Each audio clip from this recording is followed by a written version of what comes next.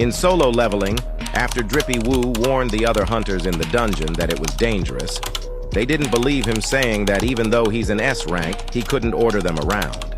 As the leader of the party attempted to enter the double dungeon, the system deemed him as unqualified, denying his access, sending a huge knight to take care of the dumbass MF. Drippy Woo grabs the hunter's armor, pulling him back before the knight could slice him open like a watermelon.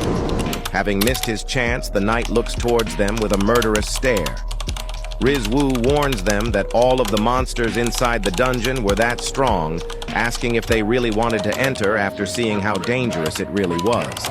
He said to listen well, telling them to leave the dungeon and contact the Hunter Association and tell them that a double dungeon has appeared.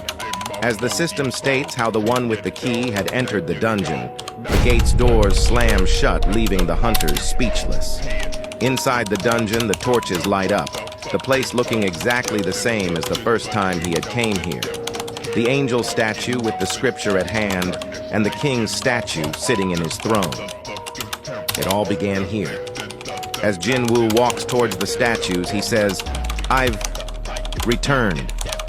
He states how this time will be different while reminiscing of the last time he was here.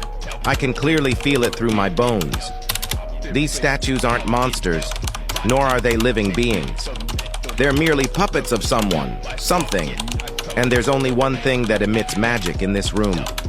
So it was you," he states while looking at the direction of a statue while tapping the floor to get a reaction out of it. Drippy Woo asks why it won't say anything and why it wouldn't answer his question.